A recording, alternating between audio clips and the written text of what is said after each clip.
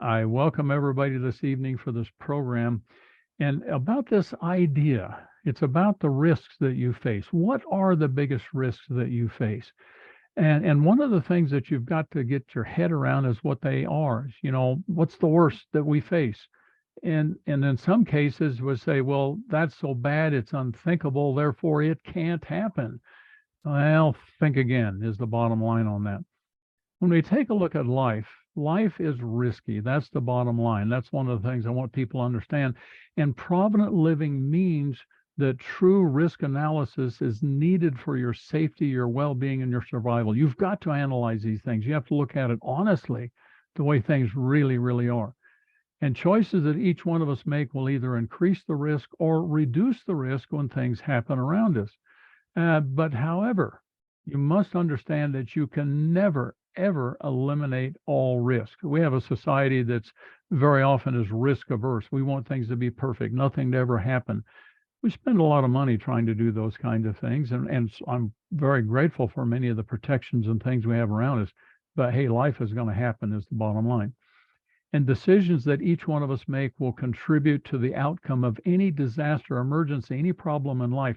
Things that you're doing now will determine what the outcome will be. It's going to be where you live and how you live and why you do what you do and live where you are and what do you do and what do you not do is what it comes down to. Are you living providently, making provisions, or are you not? That'll give you a different outcome as a bottom line. Now, one of the things to understand is that where you live and how you live, there's many choices about that, and sometimes we move around. A lot of these choices, if you live in a big city high rise or along the coast or in a canyon or in a forest, wherever you live in here, and that will determine different outcomes. Big city high rises, probably going to be exposed to gangs more. Coast, tsunami comes along. In a canyon, flash floods, in the forest, wildfires. Every forest that has ever existed has burned at some point in time, is the bottom line. So you need to understand those things. One of the things that you also have to understand is that you don't hold other people accountable for the decisions that you make. Unfortunately, in our society, we have people trying to do that because every time something goes wrong, they want to sue somebody. Well, get over it. It's the bottom line. Okay. Some of these other choices we make, it's our cultural mindset, the social habits that we have, the regulations that are around us, the agendas and laws that we're exposed to will determine how things are going to go. So going forward again, this question, what are the biggest risks you and or your society will face? Well, let me define a few things for you here. There's emergencies. Now, these happen all the time. There's the personal emergency. The flat tire when you're late to an appointment, that's kind of an emergency, not all that life-threatening. The emergencies get a little bigger with some of the things that happen when we really smash our fingers, break our leg, or different things like that. But then we move up on this chart a little bit to disasters. Now, disasters get to be really serious. Disasters are, hurricanes. That's a disaster. Tornadoes, those are disasters. Sometimes they can be really, really big. We can have some very large disasters that are over a regional area like Sandy and Katrina and those. Those were disasters. They were big, but they weren't quite in the category of a catastrophe. And you need to think about what really is a catastrophe. Now, if you've been around me, you've heard this statement before, what I call the truth about life, one of these principles. There's no doubt that tomorrow will come. There's no dispute that things happen, but how you're prepared to meet tomorrow will make all the difference in the world. If you are prepared for the worst, then no matter what happens, it will be an adventure. That's the way I believe it should be. And you must understand that true preparedness is based on principles. It's not just a list of things that you buy and store and skills. All of those things you need to do, and you do have to buy some stuff. You better have some food storage and those things. But you must understand that what you know is more important than what you have. So back to these threats that we have, this threat analysis. Well, there's multiple overlapping disasters that can occur. I mean, one at a time is pretty bad, but what if a whole bunch of them ganged up on us all at once? All of these different things that could occur are occurring. If they happen all at once, it gets to be really ugly, really bad. We have economic collapse. It's one of those things that we face. There's lots of talk about these things going on out there. Which one's going to happen? When's it going to happen? I can't tell you. We have civil collapse and anarchy that can occur. We have going on around the world all the time, wars and invasions and what have you. We see some pretty high tensions right now that are pretty threatening looking. Well, how does that affect you? One of the things you need to understand that our society, our culture, and our way of life is dependent on our physical infrastructure of utilities and services. We take a look at these things, this whole bunch of them here, and all of the interconnection between them. It's quite amazing. And by the way, I love my lifestyle. I really hope it doesn't change. I just know better. It has changed in some ways. It could change in a very significant way if you take a look at these things. And if you think about it, the primary interconnected controlling grids that tie it all together are these right here: the power grid, the transportation grid, the communication grids, and fuel and energy infrastructure. We take a look at the electrification of North America. That's a fabulous thing that's gone on through the past decades. It's a wonderful thing. It brings us our lifestyle. You think about these infrastructure grids. Well, there's the rail and the pipelines, trucking, air traffic, ocean going, and those things. You look at these maps of these things, it's amazing. All the stuff that's going on around you, above you, on the ground, underneath the ground. That's just fabulous. We add in the communication, the print media, the internet, broadcast, microwave, landlines, fiber optics, satellite uplinks, downlinks. The one thing that makes every one of them work is the power grid. It's the distribution of power that makes them work. So you think about these grids, this whole bunch of these things out there all tied together. I mean, those were the big ones I was talking about. You get right down to the little things, and it makes all of this work, and the just-in-time delivery and those things.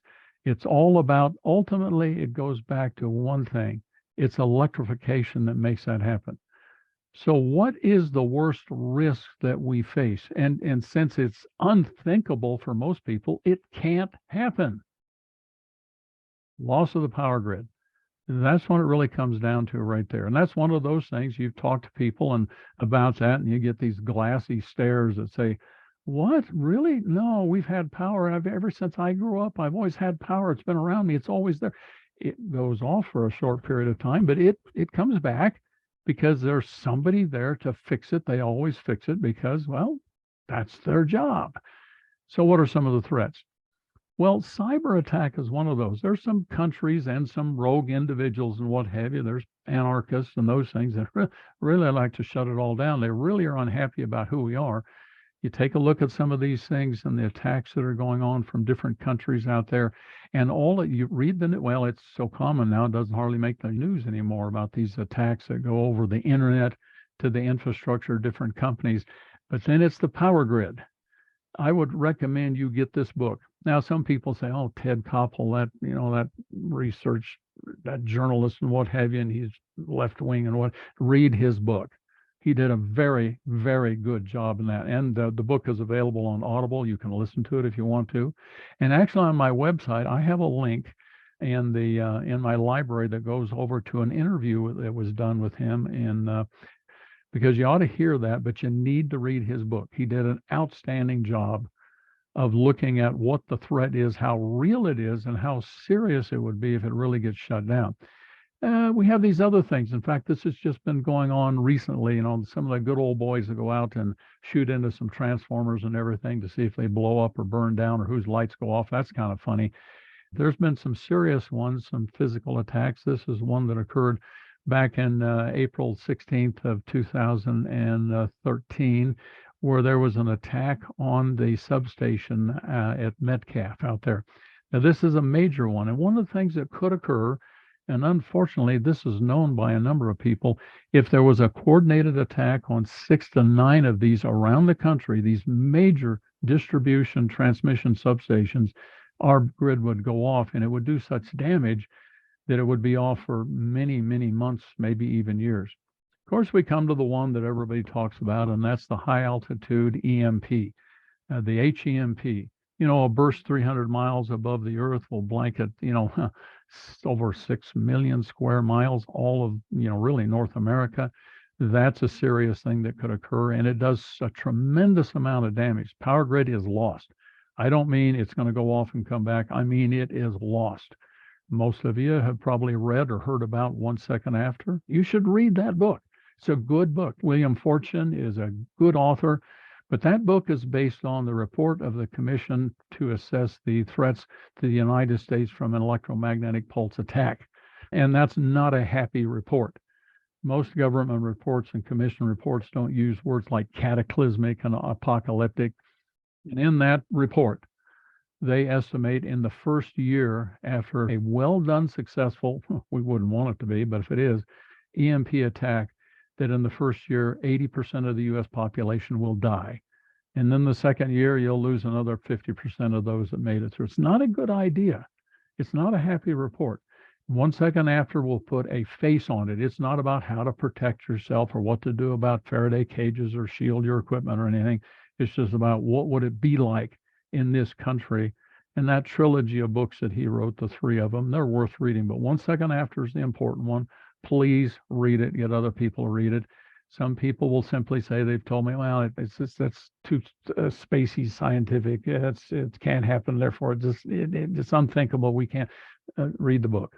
It's a very good book. But here's the bottom line. Let me give you a 100% statistical certainty of the power grid going off for a long period of time.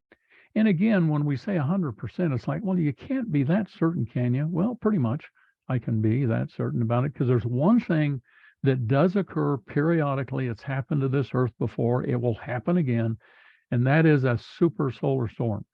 Now, the last really big one that would have just taken out the power grid occurred before we had a power grid. That was back in 1859. It was called the Carrington event, and you ought to look up some of the things that happened there. It melted down. The only electrical thing we had was the telegraph. It was battery powered. But those miles and miles, those hundreds of miles of wires out there, those are antennas that picked up on that geomagnetic storm, put it into the wires, into the poles. It set telephone poles on fire. There were some shacks that burned down, the telegraph shacks. There were some railroad ties because of the current that was induced into the railroad tracks. It's, set some railroad ties on fire, and they didn't know what the heck this was. Heck, the whole sky was glowing. We had the northern lights almost down to the equator, way down into Mesoamerica. They were seeing these things. Well, that's the kind of a thing that occurs every 150 to 200 years. The last really big one that would have been an earth-changing event was 1859. So anywhere between tomorrow and the next, 50 years, it could occur. So that's 100% certainty that it will occur. Sun is launching these out all the time. They're just not aimed at the Earth. They go out in a particular orientation. We just have to be in line with them when they occur. Here, a little while back, we were 2 weeks out of the orbit position where there was one that would have taken out our power grid. So here's the evolution of my focus, and my mission is the way it has been. And this is what I'm doing and how I'm changing what I'm doing. When I began teaching classes in 1984, it was entitled Without Fire Shelter. It was all about cold weather and winter. It was about snow camping. It was about PALS clothing. It was about winter survival, winter emergencies. It was all around winter, because one of the things I recognized that most people were not very well prepared to deal with cold weather, winter, and emergencies on their own. They were dependent on getting back to a warm space, car, house, vehicle, rescue center, something like that. I mean, that's where you went. Well, I recognized that people weren't well prepared for that, so I started teaching about those things and all the different things you had to learn about it, about your attitude, about clothing, about water, sanitation, nutrition, shelter, all these kinds of things that are so important. Those evolved through 2022, into these 9 Provident living modules that I talk about. Everything that you need to know, do, and have for every day of your life, emergency or regular, can be broken down into those 9 areas. And of course, there's subparts under each one of them. And then it's about all this cloud of things around it, about the climate change, the trucking, earthquakes, hurricanes, volcanoes, whatever it is. And power grid was in there too, economic collapse. And if you took care of those things, you'd be ready to deal with all of those events. So it was a focus, as most people that are on YouTube and other places, they're talking about the different events. What's happening? What are you preparing for? You hear that. What are you preparing for? You're preparing for EMP or famine or ice storms, to prepare for those things. Well, I take a different approach. My evolution has been to go from where I was, cold weather, to these 9 to really, that's about the power grid, folks. That is the big threat. Now, total power grid loss or even partial for you, if it was going to be 2 weeks without power in the middle of winter, that could be a problem. Or 2 months. What about all winter? What about 3 or 4 winters in a row? And what it comes down to, it's the understand if you lose the power grid or our utilities or our infrastructure, then what you need is all these 9 areas that I talk and teach about. When you're doing what you should do, then you can go through that okay. So here's what's happening. What is needed are practical, realistic, and affordable answers for these 6 considerations. And I broke it down into this so that I would know where to focus. Well, what's the base cause of the loss of the power grid? If locally or regionally, because somebody shot up a transformer and they're going to be able to route around it, well, that's a short-term kind of a thing. What if it's something that's bigger? What if it's, a cyber attack that really burns down a bunch of equipment? It's not going to come back for months, years, perhaps. Well, what's the base cause of the problem? You want to understand that. So you need to know what to look at, so that when it happens, you can go like, oh, this happened. Okay, it's going to be, yeah, we'll get power back in 3, 4 months or 6 months, or it's not coming back in my lifetime. Deal with it. Now, when that's happening, you have to consider, well, what's the climate where you are? Well, if you're living the far northern tier of states versus down in the south, it's going to be different. Are we talking about summer or winter? Are you rural or city? So I broke it down into those 6 areas that you need to look at. Now, that's what I'm going to be teaching and talking about, is all of those areas in there, focusing on them differently. It'll be to these 9 Provident living areas. And some of you, I know, because I recognize you've heard about these things. Well, we're going to dig into them maybe in a little bit different way so that you'll understand it. Now, there's one of these laws. I talk about all these 16 laws of well-being and success. The law of the parachute, which is, well, it's real simple. For a parachute, we all know what it looks like, what it does if you jump out of a plane. Well, you better have it before you really need it. You have to have it on when you need it. You have to know how to use it. By the way, you have to actually use it. Just having a parachute but never pulling the ripcord won't do you any good. And once you do pull that ripcord, it darn well better be a good one.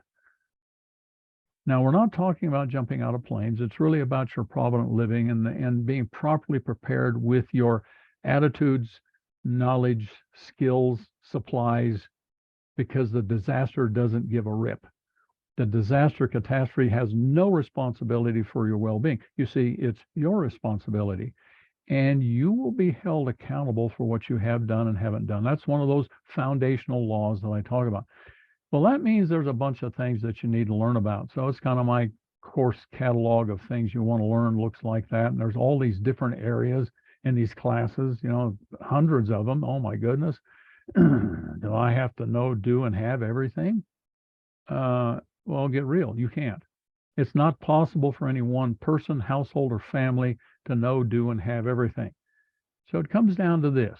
It's about having community. And one of the classes that I do, it's in my my members areas. We're all in this together.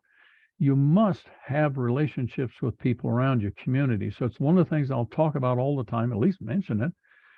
But it's about the principle of a planned community.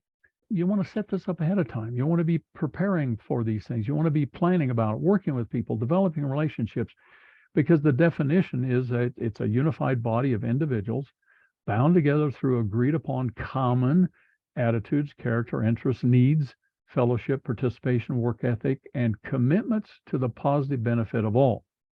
So that's this program. We're all in this together. You need to think about that. And where you can find it on my website in there. And I would recommend that you go become a member of the members only area for some of these premium classes I put in. I got tons of things free. There's a few of them I charge for because I got to pay for what I'm doing. Now, a positive community is where you have a support group because you're unified in many different ways. One of the things you want to avoid is being thrown into an emergency into an accidental community, because it might look like that. Now, I'm not picking on those people or what have you, but depending on what your lifestyle is and how you live and what you think, those communities it's to the benefit of the strongest, survival of the fittest. That could be a tough life. I don't want to go there. So plan and prepare ahead of time. We'll be talking about community. It's critically important. Now, preparedness is a lifestyle. I call it provident living. It's about testing and trying things. It's really about having fun doing this. This is not gloom and doom. This is about experimenting and getting some experience and having skills and understanding because you've been doing things. It's not just storing stuff. You make it a part of your lifestyle and you do it for the positive reasons, because we come down to this fundamental concept, the truth about life. There's no dispute that things happen, and tomorrow, I mean, they're going to happen, and there's no doubt that they'll happen. But how you're prepared to meet tomorrow will make all the difference in the world. If you're prepared for the worst, then it will be an adventure if you prepare yourself to live that way. And see, I believe our lives were created to be grand adventures of learning, growth, and development. So my mission is to reach and teach as many people as possible about some of the key aspects of provident living with principle-based training. That's what I enjoy doing, what I want to do, not just lists of things and skills, what I call the cookbook method, because most of the instruction you're going to find in so many of the classes and on YouTube, and I'm glad they're out there because I get some ideas and concepts from them that are very useful. But they give you a recipe. They give you a cookbook. You know, when this happens, take this over here, buy this, have this, and go put it together this way, and you'll be okay. Well, what happens if you don't have the components, the ingredients for that recipe they're trying to give you? What happens if it's something that was never talked about? What if it just goes weird? You want to understand how and why things work. So on my website, you'll find a lot of things there, jimsway.com. I'd recommend that people go there, send people there. There's a lot of free things on there, a lot of classes that you can get. You don't have to pay for most of these things that are available. And there's also links to other classes. You'll find these things on YouTube. They're on my site and there. You'll find them on other people's site out there. So there's a bunch of these free things. Please go get the free things. Now, if somebody says, "Oh, I just want a free," go get the free. But I would really encourage you, and as many people as possible, to send them to. I have a supporting members area where you go to my website, and there's a place up there that calls, well, I'll learn about members in there, and you join it. It's $5.99 a month. And I have a few people that say, well, I just don't use cards or those things. I will do it manually with, a check or cash and put you in there, plug you in for a year at a time. That gives me some resources so I can afford to do some of the things that I'm doing and travel and teach and pay for the internet and these things. But there are classes in there that you won't find anyplace else. When we're talking about winter, it's about winter without worries. It's a clothing class, but it's far more than just clothing. There's also the sanitation series that I did on DVD. I taught that for years. Well, I've got it on that website now because I don't sell DVDs anymore. There's 5 hours, and I've updated it. I'm going to add some more. There's a water class on there, 5 hours of that, and there's some more. So if you can are comfortable doing that, please do it, because my intention is to get the monkey off my back and onto yours. I will do everything I can to teach how and why things work and give you as much understanding as I can. If you want to learn, I'm happy to teach. So I would encourage you to come and do these things, but my focus will be here to give practical, realistic, affordable answers in these 6 considerations that we have. What's the base cause of the loss of the power grid? How long is it? Is it short-term, long-term, permanent, what have you? We're talking about what climate do you live in? Summer, winter, rural, city, all those things. And I'm starting here, which is where I've been. It's about the power grid. Although we have the power grid right now, which, hallelujah, it makes making and building and buying and doing things a whole lot easier. That's where the focus is. So I invite you to come to the classes and to enjoy these things and prepare yourself as much as you would want to be prepared. That is my hope to help you. Well, questions we have right now. I'll entertain any questions that you've got.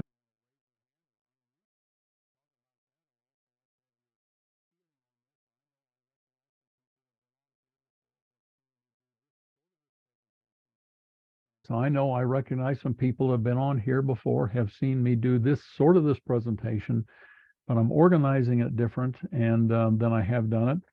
So unmute, ask questions, give me your comments. I'm happy to have them tonight.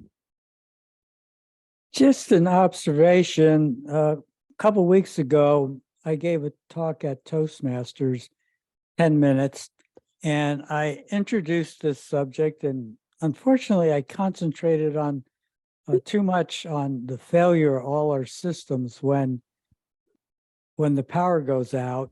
And the net result is I lost everybody. They just didn't want to hear it. Right. And so I've been thinking, how can I change that so that they do listen and actually think about it? So I don't know the answer yet, but I only have 10 minutes and I've got to revamp the whole thing just so that they'll listen. Never mind do something, just actually listen and have that seed planted that, okay, I'm going to have to do something at some time. So it's a very, very tiny step. I tried to take a giant step and they weren't ready for it. So just, you probably run into this yourself over time. Well, I do. And one of the problems that I'll say that you have, and this isn't your problem, it's other people's problem in a way, but when you go to I'll just say a general audience, which I speak to a lot of general audiences. This audience tonight is people that want to be here. They're getting the newsletters or they're reading things and they've heard about me and stuff like that. And they've had a neighbor said, you ought to go listen to this guy because we're all trying to get prepared. So we're kind of an audience that's like, okay, I'm wanting to get prepared. I'm working on some things and therefore I'll come listen to them. For some people, it may be a little strong, but they're prepared. When you go to a general audience, and you have to ask a lot of what if questions, is the way that I do it, because everybody has experienced power being out for, a few hours, maybe a few days. Some people, where they get the ice storms, hey, it's been off for weeks. How did that go? The people down in Texas 2 years ago in February, when it was off, how did that go for some of those people down there? Well, there were 700 plus that died. There were thousands of people that were very uncomfortable. There were, hundreds of other people injured in that. So they got a lesson in that. But of course, the idea they may think about, well, it'll be another 50, 60 years before that happens again. So don't worry about it. What if they're traveling? When I was doing classes, I had a group that put me on a speaking tour all across the U.S., 2 weeks at a time, going out up and down the East Coast, in the middle, and the West Coast. And I found myself in Boca Raton, Florida. Now, this was in January, February, Boca Raton, Florida. And in this group, and I was talking about, it was titled back then Without Fire Shelter, because that was still the name of my class back then.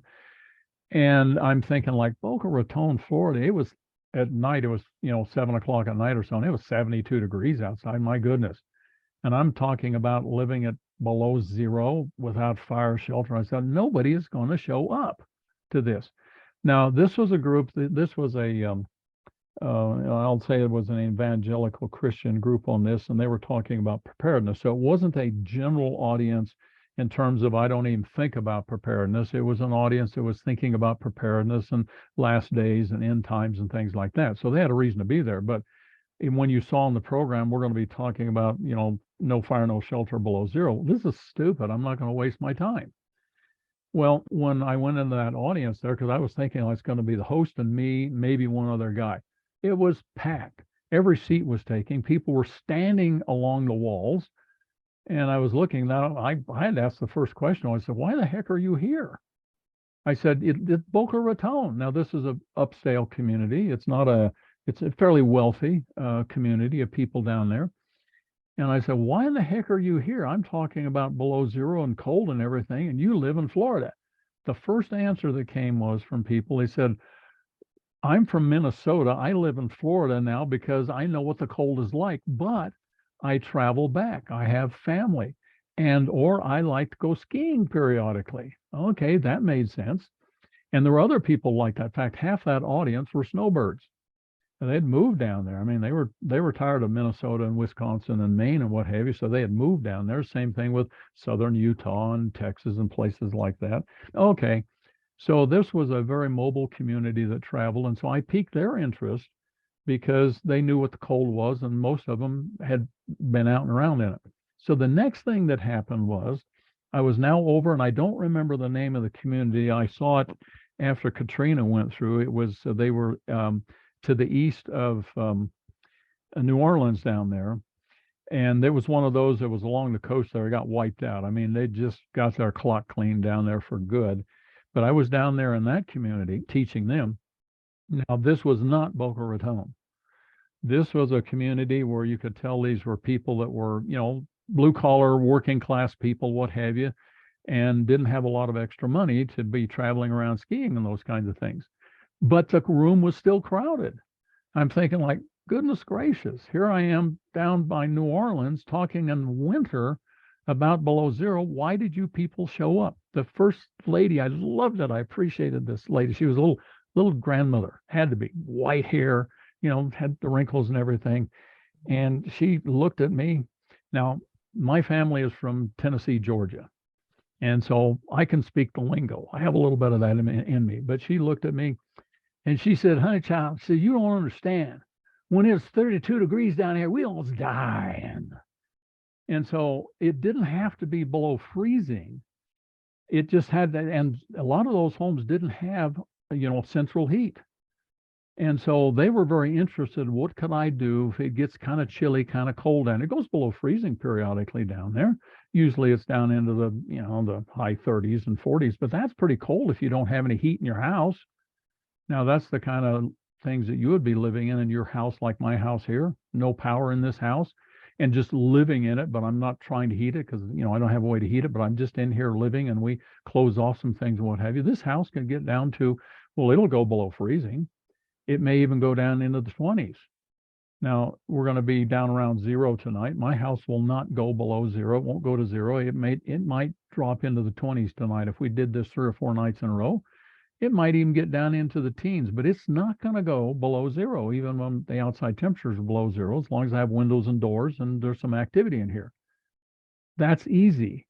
So if you're prepared to live outside, exposed, in a severe condition, which would be, 20 degrees, 24/7 living outside, that's severe. If you're prepared to live in severe conditions, when you're inside and the house is 30 degrees, it's like, well, there's nothing to this. So that's where you take the things I talk about and you put them into a way of thinking. Now, back to your question. I hope that gave you some ideas, Nick, about people are exposed to stuff. You find out at what level they can believe about being cold or being or losing power or not having services around them. So you use actually use stories a lot is one of the things you do, and get them thinking, what if I was caught? What if I was stuck? What if it was out? What if it broke? And then you can take them to the bigger level. And I appreciate you, Nick, doing that, because that is so important that we all reach out to our friends, family, neighbors, at least plant a seed. And that's why I want to get more things on YouTube. They're short and quick, and people watch it, and maybe they'll think about it. I'm not going to publish on YouTube my whole 20 hours of Winter Without Worries. No, they're going to have to pay the time and a little bit of money, and learn some things that they don't know, because there's stuff in that. It's not just about clothing and sleeping bags. It's about hydration. It's about understanding the cold. It's about your physiology, a whole bunch of things, so you can really be prepared to deal with winter.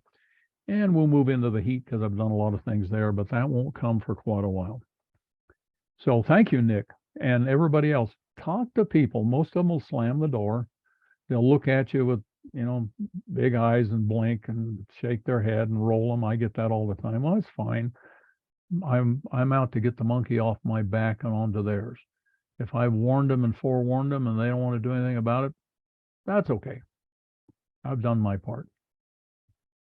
Other questions, comments? Do you feel the experience that you had and people that you worked with, do you feel like nothing's going to be really ideal in you being prepared for everything, but I'm just feeling, and you help me, do you feel like it'll take just an average person, a couple who is interested and who's willing to do things? Do you think it take a good year to 2 to just feel prepared? Does that make sense with the question I'm asking? Well, I think so. Well, it is a process. And one of the classes I do, we talk about becoming prepared is not a destination. It is a process. I've been working at this, 1972 is when I was introduced to the idea of food storage. And it never occurred to me. And I was camping and backpacking. I'd already been above the Arctic Circle, and in winter, that trip I talk about in 1968. And I already been there, the cold weather and these things, but I had never thought about, well, why wouldn't you put things in storage? So when that idea was presented to me, it's like, well, it makes sense. Maybe trucking's down, maybe things break for a little while. Maybe we have, and if you get into thinking about some of the end time things that people talk about, some people are ready for that, some people are not. It made sense to me that, well, I should be storing food. And then it was like, well, food, yeah, but then there's like, well, gee, water, what if that broke down? What about this? So I started doing things personally. In 1984 is when I began the formal teaching of these things based on all the stuff that I had learned, had been doing. So I began teaching, and the whole process has expanded since then because my classes are so much different. But it's a process. That's what I want to tell you is, if anybody tells you, I'm done, I'm prepared for what have you, well, good luck is where it is. You should never decide that you're done. You can only do so much. You do the best you can for as long as you can, because when things break, whatever it is that happens, when it breaks, we will be exactly where we are. We will all be in that position all together. That's why I talk about this one class, we're all together. We're going to be there. And one of the things you must be doing, besides your personal preparations within your house, your food, your clothing, and backup this and what have you that you're going to do, you do your best there. But one of the other things you must do, and if you don't do this, you're not going to make it when it gets bad. Now, I can't tell you that it's going to get really, really bad, but let's assume it does. I want to prepare for the worst. When it gets really bad, you've got to have people around you, because there's things you don't know, you're not going to know. Even though I've been doing this for years, decades now, there's a whole bunch of stuff I don't know.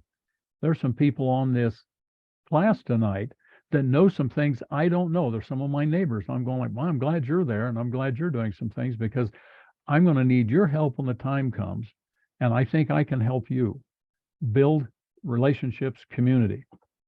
And if you're in an area where you can't do that, I've had some people say, well, my neighborhood, it's scary. And now what's it going to be like when it breaks?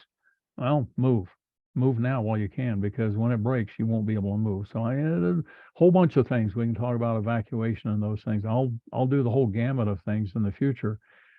But it is a process. Don't ever stop. Do as much as you can do it. And just realize that, get your head, your heart, your spiritual foundation, your attitude, everything in place, because when it happens, you're going to be going from where you are, not where you wish you were. So don't wish you were someplace else. Go from where you are. JB. Thank you. Hi. So I'm LDS, and I have my church family. We call it a ward. And I was wondering, like, the sense of community. I always thought that we would, help each other out at a church type of situation. But do you suggest that we get another group going besides like our church group? Yeah, well, yes. First off, depending on where you live, probably everybody isn't, part of that same group.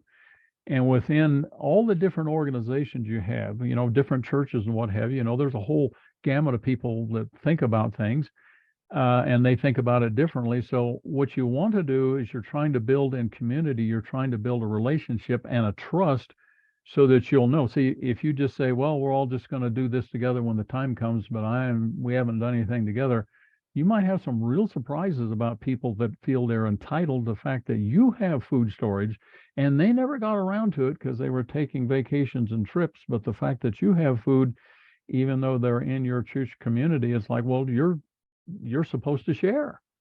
You'll have to decide what you're going to do about that. So you want to know who those people are, what their thinking is beforehand, because there may be some people that's like, oh, I got to stay away from them, or I need to teach them, because one of my students, when we used to live up in Utah County, that's 90 miles north of here, up in the Manila area up there, and I was teaching classes up there all the time. And one of my neighbors and friends up there, they had a position within their church where they were teaching people about these things, and there were people around them, good people, that said, well, when it gets bad, we're going to come to your house because we know you're doing things. And they were trying to say, the heck you are. What they decided to do, because they actually saw the handwriting on the walls, there were people that were more dependent on being prepared because they were preparing and they moved down here. The way that they solved that problem was they moved because they had all these people that were going to show up at their house. And they were thinking like, that ain't going to work out very well because, I've got storage for my family and I can do some things, but my house is only so big. And if 100 people show up, I can't feed them. My responsibility is teach other people to help them because the best storehouse is in your house. Store it there, and the skills and the knowledge and those things. So that's my recommendation is help everybody that you can help, but you need to know the people because you may have some real surprises if you don't know who they are. So I hope that'll help you. And this is, I'm bottom line, I'm blunt. And I'll tell you how things really are, having been at this in different organizations and groups. Now I've been doing this for more than 50 years. I got a picture on how some of this stuff works. And human nature is wonderful, and it's also dangerous. Nick, you got your hand up.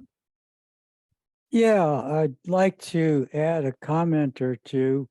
When it comes to prepping, people always say food, but what they don't think about is when the grid's down, you got two major problems. One, fuel. How are you going to cook the food? Right. And two, water. Where are you going to get enough water to cook the food? And I have some friends who are, quote, preppers. They bought lots of beans and lots of rice. And I looked at them and I said, well, that's nice. As far as I'm concerned, you don't have anything because you can't cook it. It takes a lot of fuel and it takes a lot of water to reconstitute that. So when you're thinking in food, you better have some food that can be eaten without having to cook it. And it might even be frozen. So it's another one of those things, just like if your neighbor knows you have food, you have a big social, moral, ethical problem on your hand. But you also have the practicality. How do I prepare the food? And I just wanted to add that to the list of things I don't hear too often. That's right. And actually in my nutrition class, I don't know if this one is actually published up there. So I've got dozens of classes that I don't have published. I've done them live for years, but they were never recorded. And in the nutrition class, when we talk about that, actually I talk about, now we can get into all kinds of discussions about nutrition, what's good, bad, and those kinds of things. And that's one of my favorite topics also. But the point that you made right there is what you want to have is some foods that don't have to be cooked. Now that can be wet packed foods. I mean, a can of peas, they open the can, eat the peas. And by the way, I like canned peas quite a bit. I eat them quite a bit when I'm traveling sometimes. Open a can of peas, get the ones that have water and salt in them, not the ones they put sugar in. Gee whiz, put sugar in everything. But anyway, so I call that expedient food. Expedient. You don't have to do anything. You don't have to heat it. You don't have to do anything. You can can and bottle those things yourself to be sure that it's what you want to have. But you want to have some things that when it first breaks, because you may not have time to cook or do anything, you're trying to dig yourself out. You're trying to get out of the way of the emergency. You still need to eat, you need to drink. So expedient food, expedient water, expedient clothing, all those things. And you better have your attitude in the right place to deal with it. Otherwise, you're going to quit before you get started. So yeah, so true. And that's what supplies class is all about. That's about fuel and these things. That's what the tools class is about is, okay, supplies is a fuel to cook things with, but you have to have an appliance if it's going to be white gas or propane or even wood burning or a little rocket stove. Those are tools. So they all fit together. You have to take care of these 9 areas in balance because if all you have is food and you don't have any way to take care of sanitation, you're going to sick and die. So you got to have all 9 of them have to be there. That's why I teach about those things. That's a principle. So thank you for that comment. You're so right. And when you look at, and sometimes I act as a consultant. I have people that hire me personally to come take a look at what I've done, what I've got, go through my supplies, where I live and all those things, come give me an idea. I don't have all the answers and I can't, and I'll tell people that there's some things I don't know what to do about them. Frankly, I don't. You'll have to get somebody else, or maybe we'll have to figure it out. but I get hired periodically to come spend some time with people, look at their stuff and evaluate it so they can, say, oh, I didn't even think about that. I've been thinking about it longer than most people have been alive. Donna. I'm new here. In fact, I was very late getting in here because I was fighting with Zoom. But how do we get into your Zoom meeting on Saturday? Now, are you getting my newsletter, which is the Provident Living Times? Yes. Okay. The link that's in there, I send out a link every issue in there, and so far I'm still using the same link. So if you didn't get one or lost it, just save that link. Okay, thank you. You're welcome. Look forward to seeing you on Saturday. Anybody else have anything real quick? I'm here until we're done. If not, thank you very much for being here this evening and making me do my job and also to publish some things. Have yourself a good evening. See you Saturday and next week. Bye now.